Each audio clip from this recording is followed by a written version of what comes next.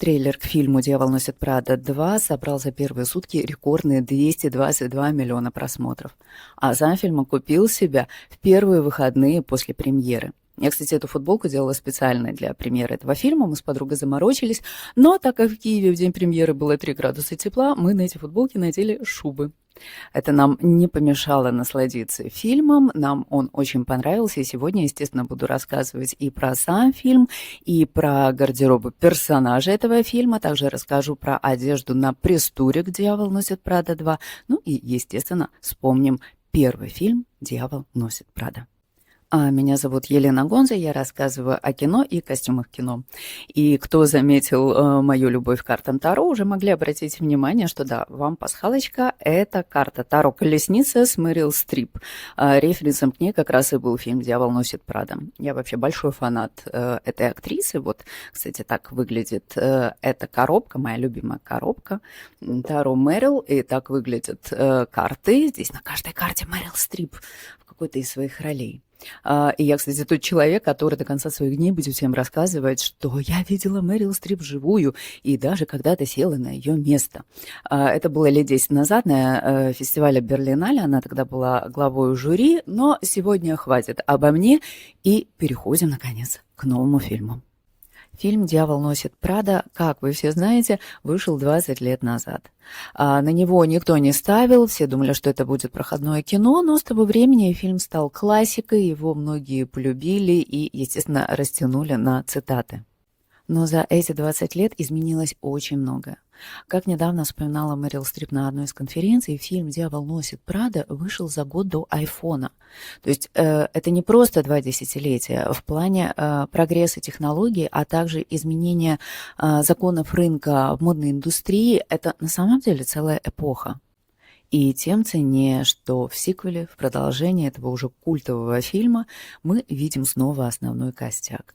Вернулись Мэрил Стрип, Стэнли Тучи, Эмили Блант и Энн Хэтэуэй. Ну, Мэрил Стрип за эти 20 лет снялась не в одном десятке фильмов, и ее роли, естественно, вам известны. Стэнли Тучи также снимался в некоторых очень популярных фильмах. Также он выпустил свою книгу кулинарных рецептов. У него есть, или, по крайней мере, было шоу на National Geographic, кулинарное шоу, которое он вел. Также он занялся модой. Он делал одежду в коллаборации с одной из фирм. Кстати, я об этом расскажу немножко позже. Он появляется в одежде от этой фирмы в фильме. Кроме того, он успел еще и жениться на сестре Эмили Блант. Карьера же Эмили, так же, как и карьера Энн Хэтэуэй, взлетели вверх с того времени. Они стали очень популярными и успешными актрисами, и фильмы с их участием выходят с завидной регулярностью. Кроме того, они стали близкими подругами с периода тех съемок. Но небольшие изменения произошли в отделе костюмов. Как вы помните, Патрисия Филдс занималась одеждой для фильма «Дьявол носит Прада», вернее, как она была главным художником по костюмам того фильма. Ее также вы знаете по работам над сериалами «Секс в большом городе» и первый сезон «Эмили в Париже». Но ее ассистенткой, ее помощницей в работе над первым фильмом, да и над «Секс в большом городе» так точно, была Молли Роджерс, которая стала главным художником по костюмам фильма «Дьявол носит Прада 2». Они, на самом деле, в тандеме работали довольно долго, еще с того времени, как Молли Роджерс устроилась в магазин одежды Патриции Филд, который та когда-то держала. С того времени они стали близкими подругами, соратницами, и, как говорила Молли, они практически могли уже мысленно общаться, но их пути немножко так разошлись. Патриция Филд продолжила заниматься гардеробом Кэрри Брэдшоу и других участниц. Теперь уже продолжение сериала «Секс в большом городе», который называется «И просто так», а Молли Роджерс взяла на себя проект «Дьявол носит Прада 2».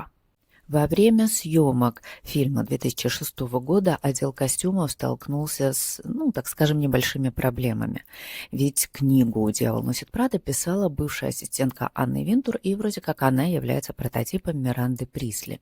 Когда Анне Винтур сообщили, что съемки по этой книге начались, она, во-первых, сделала вид, что она не знает автора, и спросила, кто это вообще, так, видимо, как и Миранда Присли во втором фильме, но, опять-таки, по слухам, она запретила дизайнерам работать, ну или, скажем так, предупредила, что если они будут сотрудничать с этим продакшеном, с этим фильмом, то, скорее всего, не будут они сотрудничать больше с самой Анной Винтур.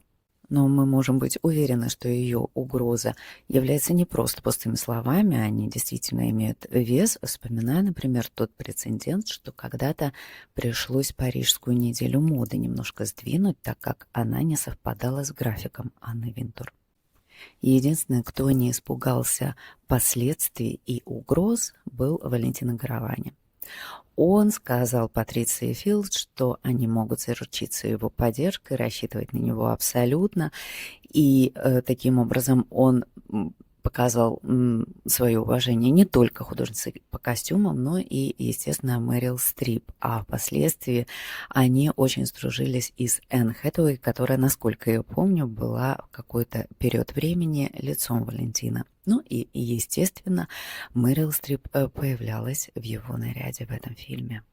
Но фильм Анне Винтур понравился, она его оценила, и поэтому неудивительно, что когда начались съемки «Дьявол носит Прада 2», представители модной индустрии просто такие выстроились в очередь, предлагая свои услуги и наряды. И теперь уже Молли Роджерс выбирала, что и кто появится в этом фильме. Но теперь уже перед Молли Роджерс стояла задачка со звездочкой, ведь она должна была быть главным художником по костюмам не просто фильма, на который многие ставят. Она должна была показать визуальный ряд истории, которая продолжается через 20 лет. Показать, как изменились герои и как они справляются с багажом, который они приобрели за эти 20 лет. Кроме того, как они стараются выжить вместе с этой самой индустрией моды, которая уже не опирается на глянец так, как раньше. Ведь мы сами знаем, что гораздо проще купить электронный номер в цифре за пару долларов, чем тратиться на те журналы печатные, которые действительно сейчас стали гораздо дороже. И в конце концов это даже не забирает часть пространства квартиры. Теперь это все можно сделать, просто кликнув на экран.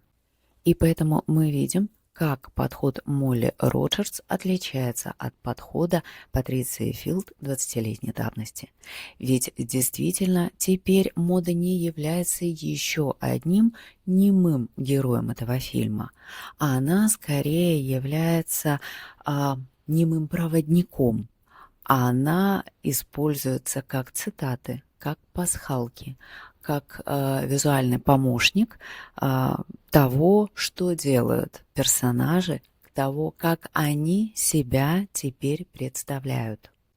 Для Роджерс было важно продолжить ту линию, которую когда-то начала Патриция Филд, но в то же время ей было важно и сотрудничать с актерами, видеть, как они выбирают гардероб для своих персонажей, ведь им появляться в кадре.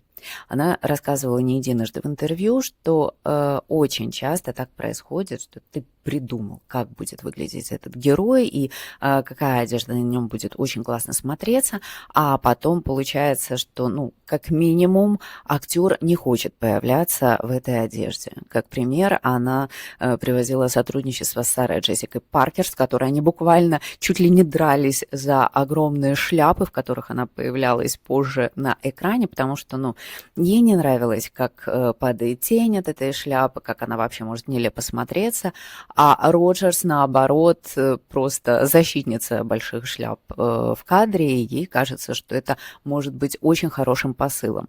Так и здесь она, например, очень переживала, когда увидела пиджак от Дриса Ван Нотена, и ей так хотелось, чтобы Мэрил Стрип появилась в этом пиджаке, и была очень рада, что Мэрил оценила этот пиджак и надела его.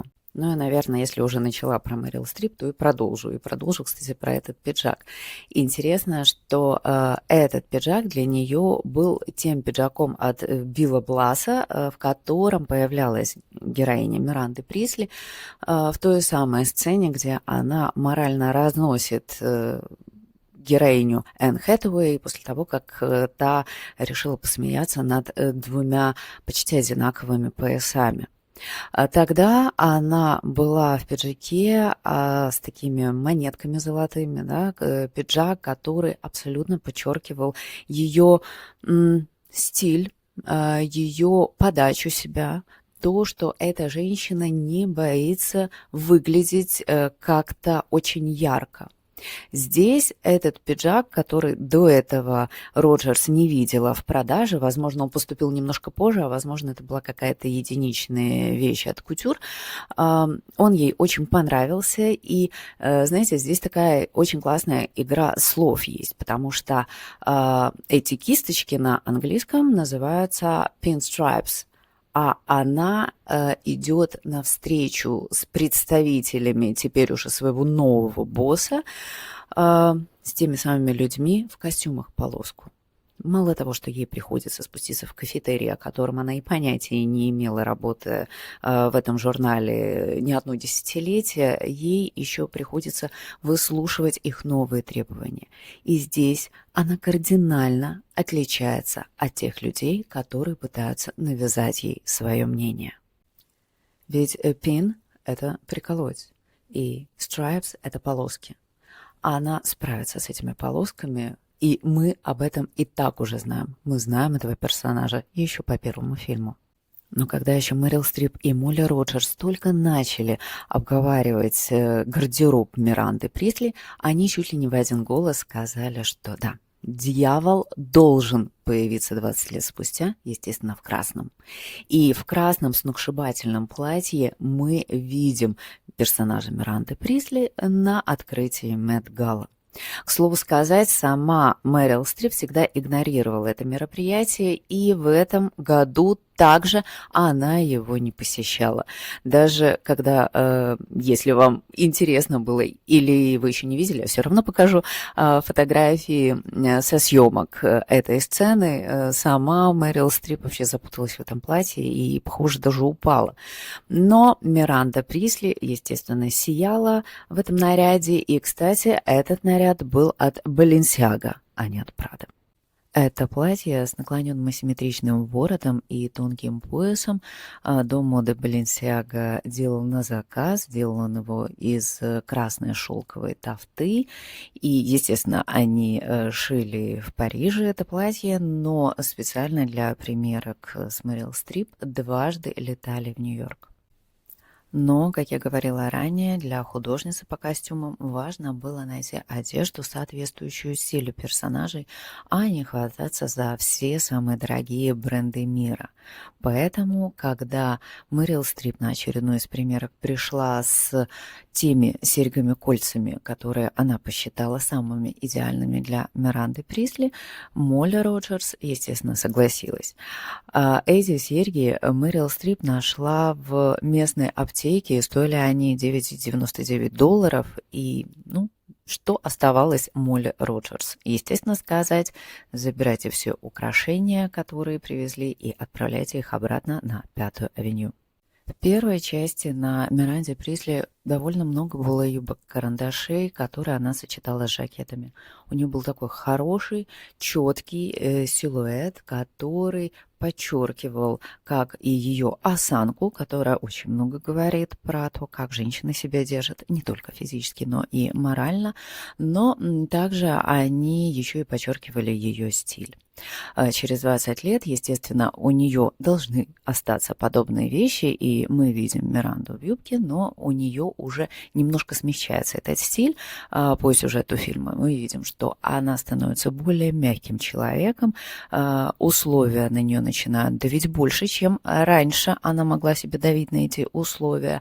Соответственно, тут мы видим больше брючных костюмов, потому что все-таки хоть нужно и сохранять силуэт, классический для Миранды Присли. Все-таки нужно даже в ее возрасте двигаться довольно быстро, иначе тебя заменит робот. У персонажа Миранды Присли в этом фильме было 28 нарядов. Мне запомнились и безумно понравились два. Первый наряд – это просто одежда, тихая роскошь. Женщина, которая встречает своих друзей в своем загородном доме и даже в какой-то момент может расслабиться и поделиться приятной новостью со своей бывшей ассистенткой. Здесь она просто в том виде, в котором мы не увидим Миранду Присли так, как она показывает всем себя. Она здесь действительно просто женщина. А второй наряд – это одежда, в которой мы видим героиню Мэрил Стрип в «Милане». После важного ужина она каким-то чудом остается одна в галерее Витторио Эммануэля II, и там она в пальто от Армани. Это пальто из коллекции Privé 2025 года, и вообще предполагалось, что на показ мод приедет съемочная команда и, естественно, главные герои, и они даже подснимут общение Джорджа Армани и Миранды Присли. Но, к сожалению, за несколько месяцев до очередного показа мод Джорджа Армани не стало, и здесь, в этой сцене, для меня даже немножко итальянского кинематографа присутствует. Обычно Паоло Соррентино может показывать такой визуальный ряд, который насыщен вопросом, кому принадлежат наши дни, и пониманием, что не всегда те дни, которые действительно принадлежат нам, мы используем на полную меру, и иногда действительно они уходят у нас сквозь пальцы. Возможно, именно поэтому пальто от Армани здесь имеет какую-то такую очень меланхоличную подноготную. Кроме того, это пальто художница по костюмам решила соединить из блузы от Lurex Haute с симбантом на шее. И она переживала, не будет ли это смешение фактур, а также тот эффект, который создает этот бант, как будто вроде подчеркивая мягкость самой Миранды Присли, не будет ли это все чересчур. Но мне, честно говоря, безумно нравится вот это обнажение Миранды, ощущение себя в этом мире и понимание, что я здесь, ровно в этой точке, и, скорее всего, следующий шаг, в следующей сцене начнется развитие чего-то действительно важного и интересного. Но, завершая блог про Миранду, я не могу не сказать про эти очки.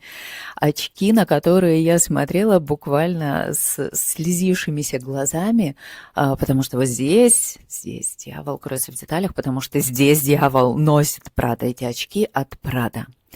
Но меня смущало не это, хотя на самом деле она в этом фильме, по-моему, практически не носит Прада, честно говоря, по-моему, только очки и показывает этот бренд. Но у меня просто были точно такие же очки, у меня была точно такая же оправа от Джорджа Армани, правда, и лет 5 назад я на них попой села. И раздавила, и поломала. И с того времени я до сих пор не дошла в оптику и не заказала, потому что я не могу найти такую же идеальную пару ни за миллион денег. Но хотя бы полюбовалась. У главной героини этого фильма Энди Сакс, которую играет Энн Хэтэуэй, из которой я почему-то не начала обзор костюмов, ну да ладно, у нее, в общем, 47 образов в этом фильме. Между первым и вторым фильмом на протяжении этих самых 20 лет Энди построила довольно успешную репортерскую карьеру. Она много путешествовала, делала действительно классные репортажи и статьи, и, получая премию, оказалась уволена. В общем, это небольшой спойлер, об этом мы узнаем в первые же минуты фильма. И по странному стечению обстоятельств она теперь занимает довольно неплохую должность с хорошим окладом снова в журнале «Подиум». Энди сообщает новой ассистентке Миранды, что она когда-то раздала всю одежду от Шанель, приобретенную за время работы в этом журнале. И Амари искренне не понимает, как это можно сделать вообще в здравом уме. Но у Энди была абсолютно другая жизнь, и работа требовала абсолютно иного внешнего вида. А она кое-чему научилась в подиуме, стала весьма стильной женщиной, и ее гардероб явно наполнился частично винтажной, но очень стильной одеждой, которую, скорее всего, она приобретала и в своих многочисленных командировках. Молли Роджерс рассказывала, что, думая о сегодняшнем гардеробе Энди, она вспомнила и про референсы Патрисии Филд. Ведь когда в 2006-м та разрабатывала внешний облик Энди, она имела некоторые отсылки к персонажу Энни Холл, которую в свое время сыграла Дайан Китон. Это классический персонаж в американском кинематографе, женщина, которая носила брюки, носила, в принципе, наверное, свой первый оверсайз. И в этом фильме, я имею в виду Энни Холл, Дайан Китон на самом деле впервые показала свой стиль. Тогда Вуди Аллен, уже бывший ее партнер, но режиссер фильма и человек, с которым она играла главные роли, сказал, вернее так, он дал добро на то, чтобы она одевала все, что она захочет. И почему-то некоторые думают, что тогда ее одевал Ральф Лорен, но нет. Ну, она действительно была в одежде этого бренда, но эту одежду тогда Дайан Китон подбирала и выбирала себе сама и была, мягко говоря, занозой для художницы по костюмам того фильма. И действительно, согласитесь, ну есть что-то такое андрогинное, что такое чувствуется в гардеробе Энди. У нее появились жилеты, а она их сочетает с брюками. У нее, в принципе, такой образ довольно уверенной женщины и несколько напоминает репортеров в фильмах, ну, уже не немого, но явно черно-белого еще Голливуда, когда они в своих костюмах в тонкую полоску могли курить сигары у себя в кабинете. Трансформация Энди произошла просто кардинальная за эти 20 лет, как и, в принципе, у самой Энн Хэтэуэй. Я напомню несколько пасхалок, назовем их так, из фильма 2006 года. Например, когда Энн Хэтэуэй пришла на съемки, она еще не умела ходить на каблуках. И, то есть, вот этот вопрос, как пишется Габбана, был абсолютно уместен этой девушке. Она действительно не разбиралась в моде. Мало того, она, например, встречалась тогда с парнем, который действительно особо ее работу ни во что не ставил, и она очень нервничала, когда задерживалась на работе. И ее переживания очень видны в этом фильме также. Ей не приходилось это играть, она это чувствовала. Отсылки и пасхалки к тому фильму 2006 года и к той Энди мы видим на протяжении всего фильма постоянно. Кто-то их считает ляпами. Ну, например, фотографии Миранды Присли, когда Энди листает телефон и видит, что там уже какие-то мемы с ее бывшей начальницей начали выкладывать. Или та отсылка с двумя одинаковыми поясами в начале фильма, когда только героиня Энн Хэтэуэй делает какую-то проходку. Ну, на самом деле, это же хорошие такие приятные отсылки, это ностальгическая история, которая каждому из нас нужна. Ну, это, конечно, не фильм «Мамма Мия» с той же Мэрил Стрип, но это тоже отличнейший дабл-чизбургер, который, ну, согласитесь, все мы ждали, мы не ожидали, что там нам принесут на тарелке что-то другое. Это тот фильм, который мы хотели насладиться, и мы его получаем. И особенно через такие пасхалки. Ну, или, например, через лазурный свитер Энди. Этот свитер, кстати, был первой вещью, о которой вспомнила Молли Роджерс, как только закрыла сценарий. Она позвонила узнать, где этот свитер, и ей сказали, что как бы, ну, он есть, но только это же уже реликвия, и на нем пятно от кукурузного супа. Естественно, она не его решила использовать, потому что, ну, были похожие свитера. И в конце фильма, ну, слушайте, это не спойлер, если вы смотрите это видео, скорее всего, вы и смотрели уже этот фильм. В общем, она отрезала... Нет! Не она отрезала. Отрезала Энн Хэтэуэй на примерке. Энн Хэтэуэй решила отрезать рукава этого свитера и сделать безрукавку, и таким образом вдохнуть для него вторую жизнь. Сам этот уже архивный свитер висит, насколько я помню в кабинете Молли Роджерс, по крайней мере, те последние интервью, которые она давала на своем рабочем месте, как раз она давала на фоне той ужасной юбки и ужасного свитера.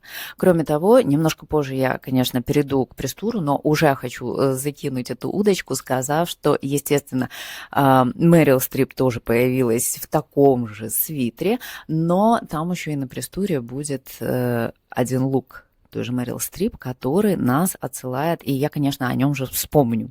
А сама Энн Хэтэуэй также носила одежду, напоминая про этот оттенок в палитре Pantone. Но о них немножко позже, а сейчас возвращаемся к другой одежде Энди, которая мне также очень понравилась и запомнилась.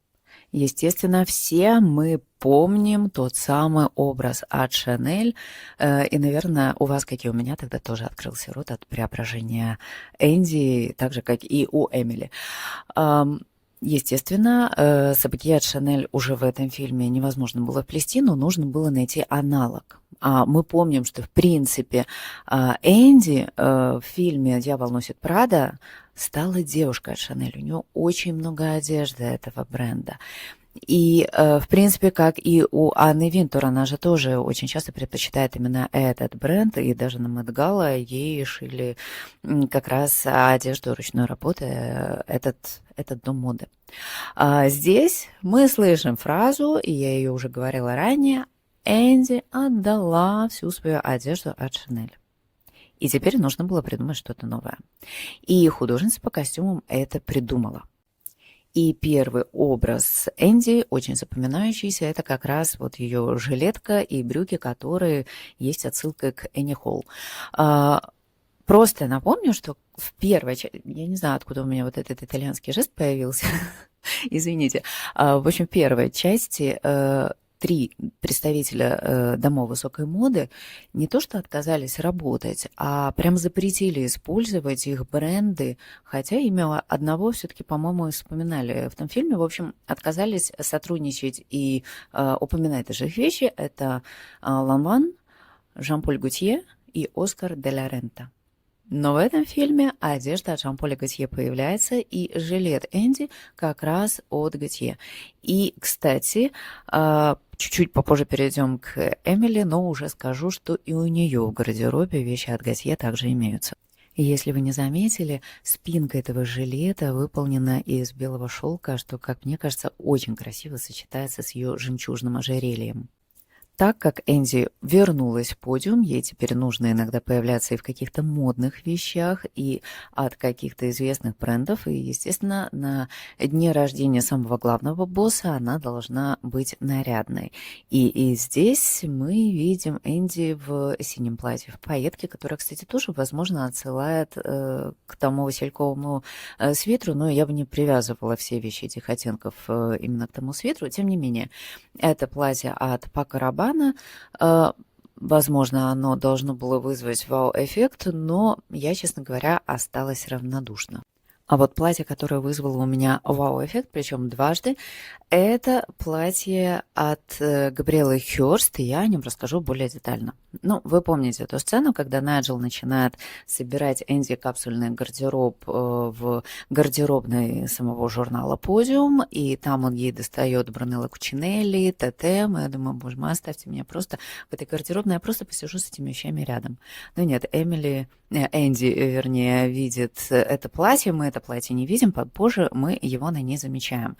И, конечно, создается, какое-то такое выражение лица, потому что, ты же слышала, что это тихая роскошь. Что с тобой случилось, женщина? Но это Энди Сакс. Никто не спорит, что на ней это платье очень круто выглядит. И перед тем, как я напомню, что она там чем-то ляпнула на это платье, хотя Найджел просил этого не делайте, ну ни в коем случае. Я просто вам расскажу, что это платье стоит $7900. И на сайте Габриэлы Хёрст нужно встать в очередь, потому что это предзаказ, потому что это платье сделано в стиле пэтчворк, и выполнена эта вся вышивка вручную. И окрашено это платье тоже вручную. Каждый кусочек вручную нашивается. Вообще, чтобы создать это платье, Вернее так, для создания этого платья была задействована команда из 40 человек, среди которых 30 было вышивальщиц и 10 художников. Вообще это просто платье из льна, и, ну, я думаю, что оно действительно очень удобное и красиво, и смотрится эффектно не только на Энн Хэтэуэй за такие-то деньги, но вот второй вау-эффект был, когда она ляпнула на это платье, и когда я уже просто пересматривала этот фильм, и мне стало искренне больно. В гардеробе Энди в Милане есть довольно интересные предметы. Например, тот момент, когда ты смотришь на какую-то вещь и видишь сначала вещь, потом человека, и я об этом не так давно, кстати, вспоминала, ее штаны, вроде как это кюлоты блестящие, а оказывается, это мужские шорты от Валентина. Кстати, не знаю, жеманничала или нет Молли Роджерс, но когда ее спросили в одном из интервью по поводу этого наряда Энн Хэтэуэй, она так удивилась, сказала, что я даже не ожидала, что вы заметите эти штаны. Ну, не знаю, как их можно не заметить, но второй образ Энди Сакс в Милане, который точно нужно подсветить, если вдруг вы не обратили внимания на него так, как нужно, потому что здесь и символизм, и красота. Это образ Джорджо Армани. Я подсмотрела только что, и на самом деле его не стало в тот же месяц, когда они приехали снимать, то есть, ну вот, не успели совсем-совсем. И как Энн Хэтэуэй, так и Мэрил Стрип было очень важно отдать дань уважения этому великому кутюрье, и, естественно, они хотели одеться в одежду от этого маэстро. Про пальто Мэрил Стрип я уже упомянула, а про образ Энди сейчас расскажу. Это был комбинезон с подтяжками, бархатно-шелковый, и он появился в коллекции Armani Privé осень 2024 года. Пальто, кстати, Мэрил Стрип было весна 2025 года. Этот комбинезон, конечно, очень хотела использовать в таком же виде, как он был и на модели сама Молли Роджерс, то есть она не хотела поддевать под него какую-то рубашку, но студия не позволила этого, я думаю, что и сама Энн Хэтэуэй была не особо в восторге. В общем, на Энн Хэтэуэй здесь мы видим рубашку прозрачную, черную, того же Армани, и, естественно, забыла упомянуть, что сам комбинезон украшен еще и кристаллами Сваровски. Но, к сожалению, любимый наряд самой Энн Хэтэуэй из всего гардероба Энди так и не вошел в фильм. Хотя благодаря папарацци мы можем увидеть, что же ей так понравилось. Это был образ с белой футболкой от Фиби Фило и белые укороченные штаны. И про один образ Энди я не могу просто не сказать, так как он буквально перешел в настоящую жизнь Энн Хэтэуэй.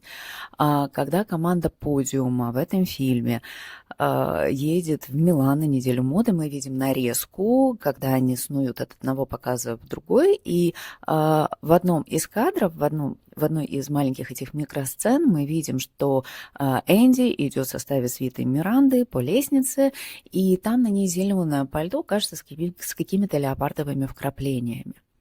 Оно, конечно, нас отсылает сразу к фильму 2006 года, когда после преображения мы видим также нарезку из нарядов Энди, и там она в зеленом пальто, кажется, с леопардовым воротником. Так вот, во время пресс-тура уже этого фильма Энн Хэтэуэй приезжала к Джимми Фэллону на вечернее шоу, и там она как раз появилась в том самом зеленом пальто, которое было в фильме 2006 года. И она не просто его позаимствовала, она специально выкупила его для себя на аукционе.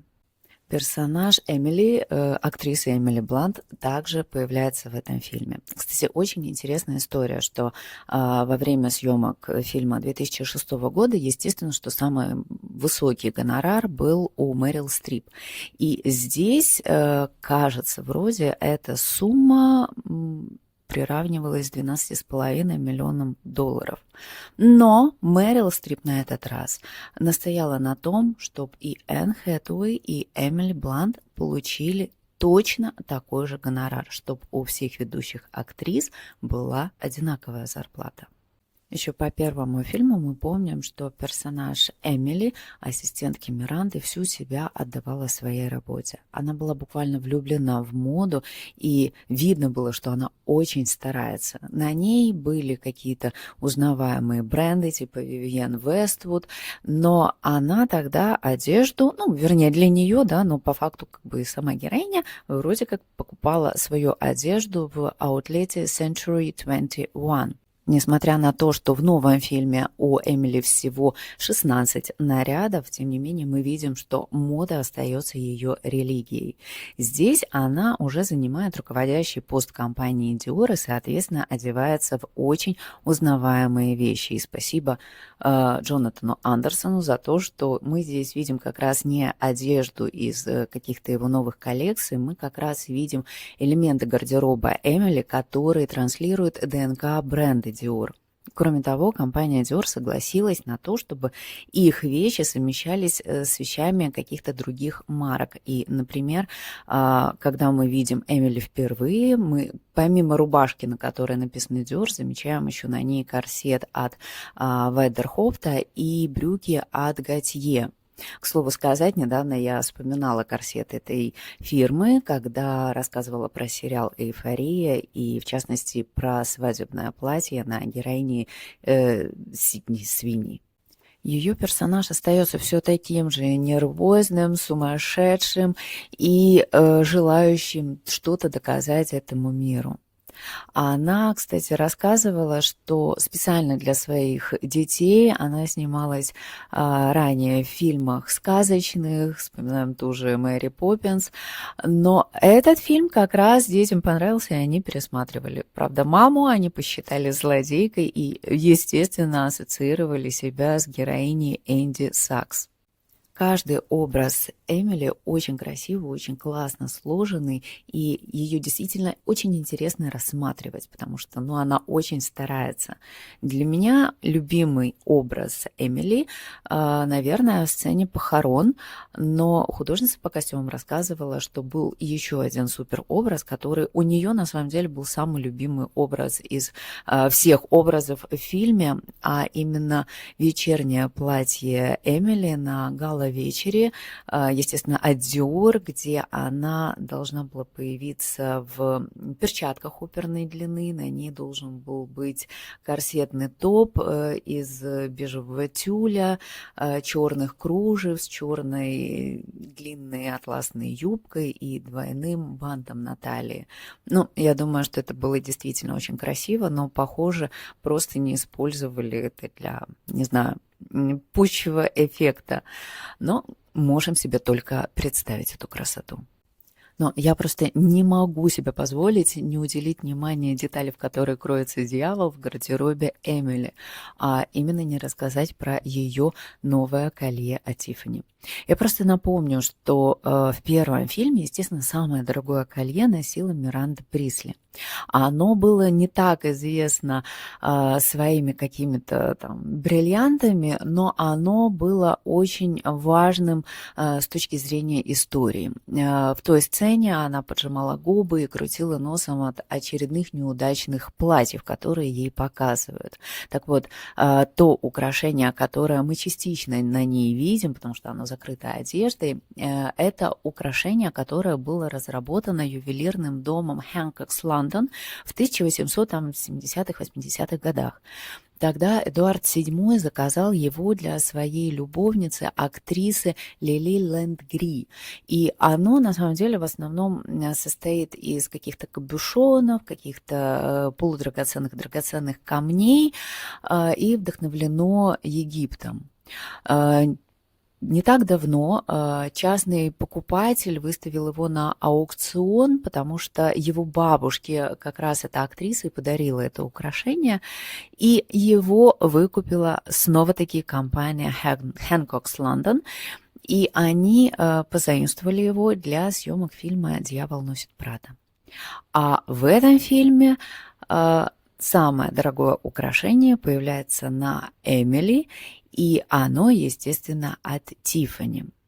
Это украшение появилось в голубой книге, или так называемая Blue Book Tiffany, в 2022 году и относилось к коллекции, которая была вдохновлена темой ботаники. Я рассказываю отдельно вообще про историю Тиффани, о том, как они сотрудничали с кем-то и каким образом там их украшения появлялись, придумывались и тому подобное в отдельном эпизоде, просто если будет интересно, вот здесь он будет.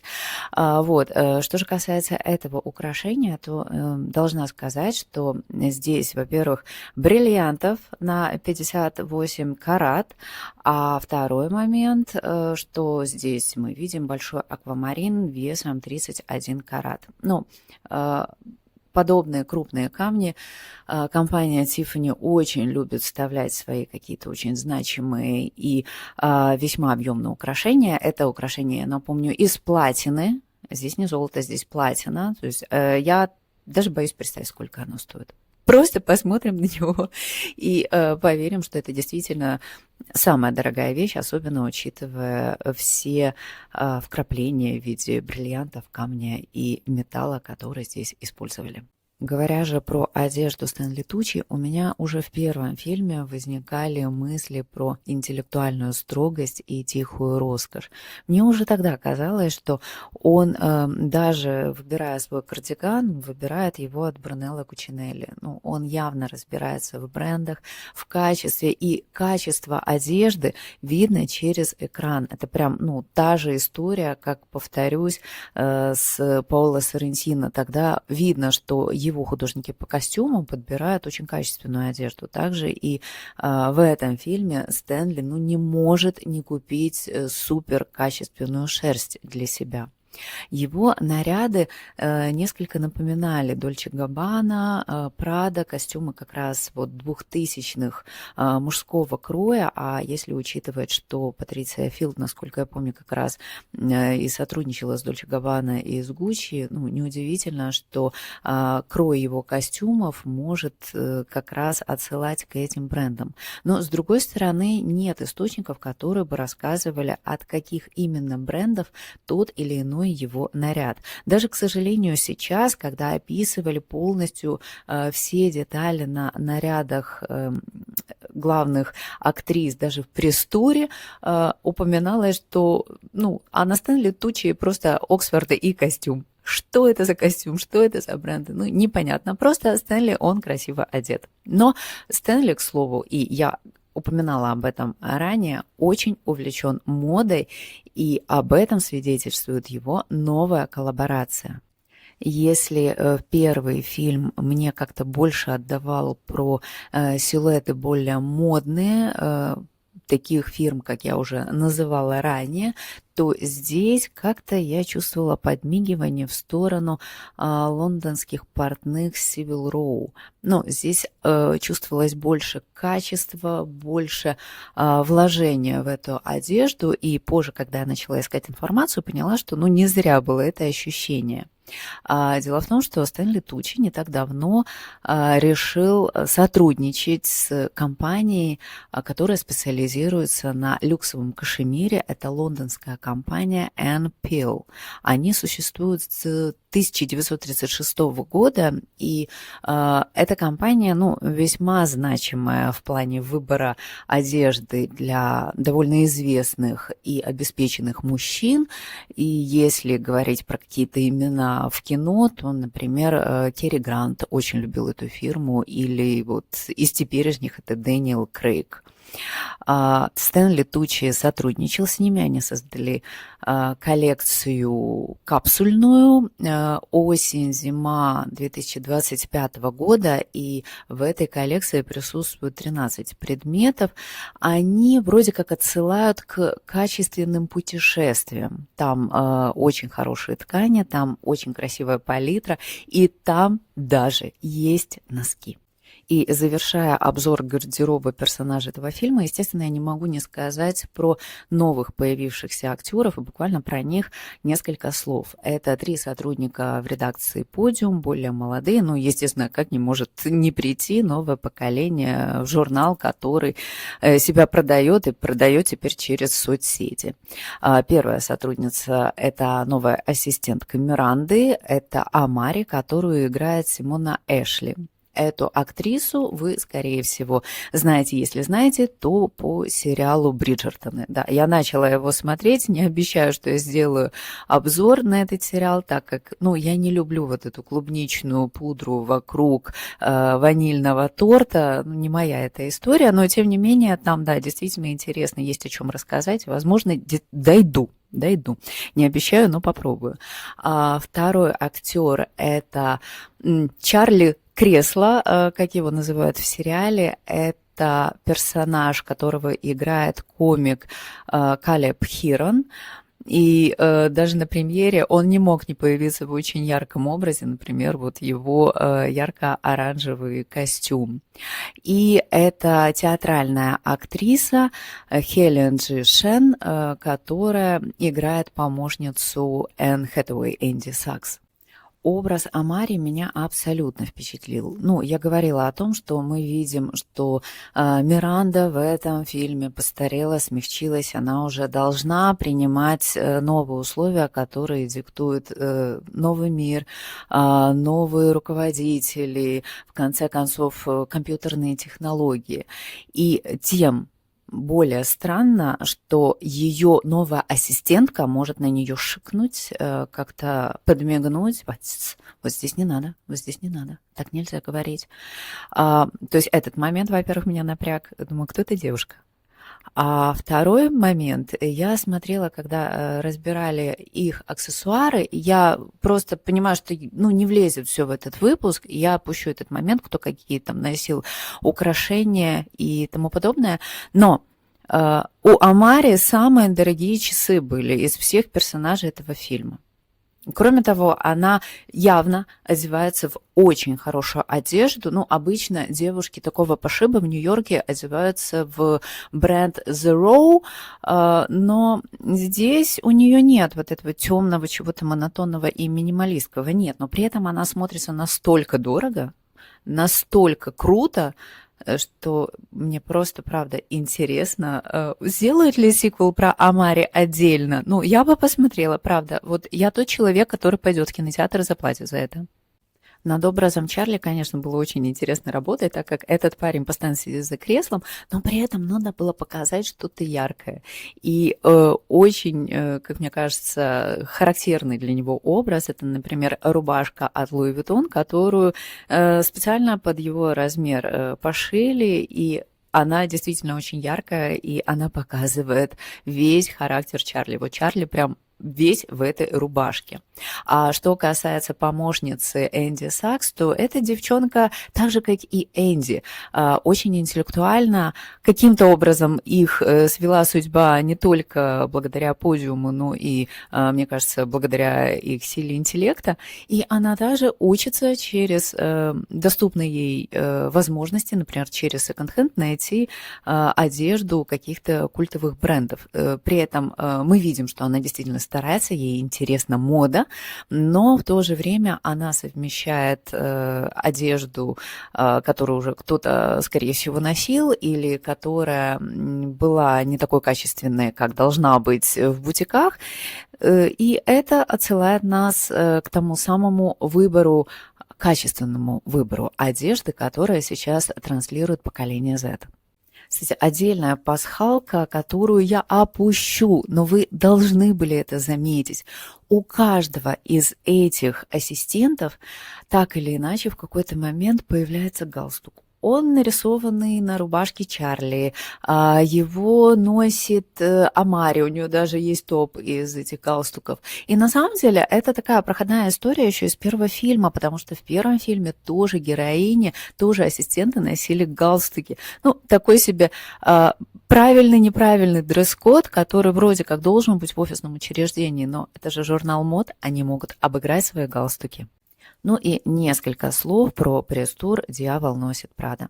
В последнее время, в принципе, пресс-туры стали довольно интересной частью шоу, презентации самого фильма, и они иногда являются продолжением рассказа того, что мы можем вспомнить про фильм или на что мы не обратили внимания, ну или просто эти костюмы могут являться определенной пасхалкой.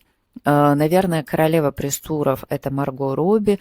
Про пресс-туры к фильму «Барби» и к фильму «Грозовой перевал» я рассказывала в эпизодах про эти фильмы. Здесь же было не так много точек, как у Марго Робби, она обычно больше ездит. Ну, здесь все-таки можем понять занятость. Было всего 6 точек этого пресс-тура, и первые 4 посещали исключительно Мэрил Стрип и Энн Хэтэуэй.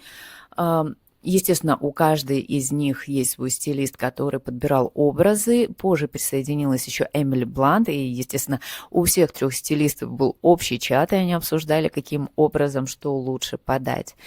И у каждой, ну, по крайней мере, у Мэрил Стрип и у Энн Хэтэуэй было порядка 30 образов. Естественно, мы их все не рассмотрим, но на некоторые я обращу ваше внимание. Главной красной ниточкой в образах всех персонажей стала цветовая палитра. И, естественно, красный цвет, точно так же, как черный и немного белого, появляется все-таки так или иначе в каждом виде каждой из героинь. В общем, первое место, где мы видели Мэрил Стрип и Энн Хэтэуэй, была Мексика. Это Мехико-Сити. Туда довольно часто ездят с премьерами, и первое место, где они появились и давали интервью, это был дом Фриды Кало. Здесь Энн Хэтэуэй появилась в костюме от Сchiaparelli с этим огромным глазом на талии, а Мэрил Стрип была в красном костюме от Dolce Gabbana. Но ее стилист Микаэла Эрлангер, она обращала наше внимание на те детали, которые могут скрываться в образе Мэрил Стрип, а именно попросила обратить внимание на лацканы, ведь на лацкане ее пиджака не просто какие-то украшения, это броши из личного гардероба, из личного архива самой Мэрил Стрип. Например, здесь есть 2 фиолетовые ленты с национальной медалью искусств 2010 года, врученные ей Бараком Обамой. Потом брошь в виде радужной розетки, полученная ею в 2011 году вместе с наградой Центра искусств Кеннеди. И интересным дополнением к образу является ее клатч, созданный Олимпией Летан. Обратите внимание на эти туфли красного цвета на нем. А позже на самой премьере актрисы появились также в новых образах. На Мэрил Стрип было очень красивое платье от Эльсы Сchiaparelli на золотых пуговицах, а на Энн Хэтэуэй было платье из блесток, весьма короткое. Это платье было от Стеллы Маккартни, но обратите внимание на ее обувь. Не знаю, Шанель это или нет, вроде как Шанель, но явно это та самая отсылка к сапогам Шанель в фильме 2006 года. Второй остановкой в этом пресс-туре был Токио, и здесь актрисы появились в очень неожиданных, но весьма ярких нарядах, которые явно подбирали специально для жителей этого города, этой страны, и, я думаю, ждали положительных оценок от них. По крайней мере, образ Мэрил Стрип в этом пресс-туре и именно в этом городе стал моим любимым. Она здесь надела костюм от Шанель, эры Матье Блази, а Энн Хэтэуэй мы видим в платье от Валентина. Далее была остановка в Сеуле, и здесь стилист Энн Хэтэуэй Эрин Волш решила ей подобрать костюм от Вакуэра, а Мэрил Стрип здесь снова появилась в красном, и этот наряд от Прады. К вот этой вот третьей остановке меня начала донимать мысль, каким образом Мэрил Стрип так прекрасно держится. Не поймите меня неправильно, она прекрасная актриса, она в чудесной форме, но женщине 76 лет, а она ходит на каблуках и весьма высоких. Ну, я не верю, что женщина, которая поддерживает свою натуральную красоту, делала специально для этого пресс-тура уколы лабутена. И недавно о них узнала, это страшная вещь, которую бы я, ну, точно бы не делала ради туфель. А здесь она практически скакала в них. И мне всегда интересно, каким образом зимой девушки появляются в весьма открытых платьях, но, извините, Мэрил Стрип, ты настоящая женщина, каким образом? И я узнала секрет. Оказывается, стилистка Микаэла Эрландер не просто так сотрудничает с такой фирмой, как Sole Bliss. Это фирма, которая учитывает особенности женских стоп настоящих, а не каких-то придуманных. То есть они специально разрабатывают колодку, специально делают обувь, учитывая особенности вальгусной деформации большого пальца стопы и широкой стопы. На самом деле эта обувь не стоит какого-то, запредельного уж количества денег. Она дорогая, но при этом она... нельзя сказать, что она, такая уж уже недоступная, как, та же обувь от Prada или те же Лабутена. Нет, эта обувь гораздо дешевле. И, кстати, стилист Мэрил Стрип даже делала коллаборацию с этой фирмой, и даже обувь, в которой появляется Мэрил Стрип, сейчас доступна на их сайте.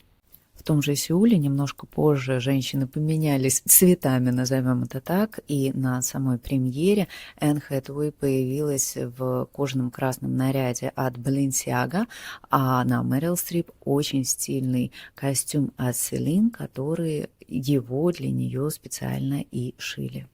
Следующей остановкой был Шанхай. Здесь Энн Хэтэуэй появилась, я так понимаю, что в платье от китайского дизайнера. Я, честно говоря, не слышала ранее этого имени. Платье было от Сьюзан Фэнг. А вот Мэрил Стрип появилась в тренче от Ив Сен-Лоран. И это была пасхалочка, отсылка к фильму 2006 года. Вспоминаем ту сцену, когда Миранда Присли отчитывает Энди, которая не разбирается во всех этих тряпках, и начинает ей лекцию про тот самый бирюзовый свитер. Когда она рассказывает, как формировался этот оттенок и в каких коллекциях он появлялся, она вспоминает, что затем он появился в коллекции, кажется, небесно-голубых тренчей, как-то так. В общем, этот тренч как раз является отсылкой к фильму. Кстати, Мэрил Стрип появляется не единожды в этой цветовой палитре. Также в Токио на одном из интервью она появилась в брючном костюме того же лазурного цвета. Там же у нее был тоже клатч Runway, подозреваю, что разработанный тем же дизайнером. Кроме того, по-моему, у Джимми Фэллона она появилась в том самом свитере Энди, в котором Энди и получала лекцию про цвета и коллекции и моду вообще. В принципе, здесь в пресс-туре было очень много сатиры от той же Мэрил Стрип, которая, кстати, тоже на другом интервью появилась в блузке, на которой были напечатаны цветы. Цветы для весны, для Мэрил Стрип, а почему бы и нет? Следующей остановкой был уже родной Нью-Йорк, и тут к Мэрил и Энн присоединились уже и Эмили Блант, и Стэнли Тучи. Также тут уже были заметны и актеры, которые играли второстепенных персонажей. На Мэрил Стрип тут снова-таки красный цвет и черные перчатки и очки. В общем, изображаем дьявола как только можем в не Прада, а в Живанши. На Энн Хэтэуэй здесь также одежда красного цвета. Это фантастическое платье от Луи Виттон. И здесь наконец-то блистала Эмили Блант. Она была полностью в наряде от Скиапарелли. Дэниел Роузбери, мне кажется, превзошел здесь сам себя. Это кутюр, кстати, к слову сказать. А про наряд Стэнли Тучи ничего не сказано. Вот написано, что просто Стэнли Тучи пришел и пришел, слава богу. Красиво выглядит, красиво. Так что ставим плюсик. Ну и финальной точкой этого пресс-тура стала остановка в Лондоне. Здесь также появился весь основной состав, и тут были также очень красивые костюмы. Ну как, они могли быть некрасивыми. На Энн Хэтэуэй здесь платье от Versace, и мы видим, что вот этот корсет, он несколько напоминает часть мужского костюма, да, как раз та отсылка к тому журналистскому серьезному образу, которого все так добивалась Энди Сакс. На Мэрил Стрип мы здесь видим Прада, на ней те самые красные туфли Прада и красный тренч. Также в красном появляется Эмили Блант, этот наряд от Balenciaga. Ну и в красивом наряде у нас, естественно, Стэнли Тучи. Я снова не нашла, от кого был этот наряд. Ну, кстати, позже, когда была сама премьера, также, например, Эмили Блант появляется в платье от Диора, Энн Хэтэуэй появляется в платье от Валентина, но от кого был наряд Мэрил Стрип, я не нашла отсылку ни в одном источнике. Но, тем не менее, мы видим, что эта одежда была очень красивая, она была подобрана с умом, с пониманием и с правильными отсылками к двум частям этого уже легендарного фильма. Что ж, наверное, на сегодня все.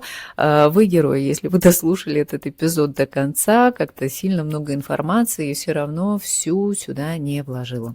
В следующий раз снова будем смотреть что-то интересное. И спасибо, что остаетесь со мной и смотрите, и поддерживаете своими просмотрами мою работу. Спасибо. Пока.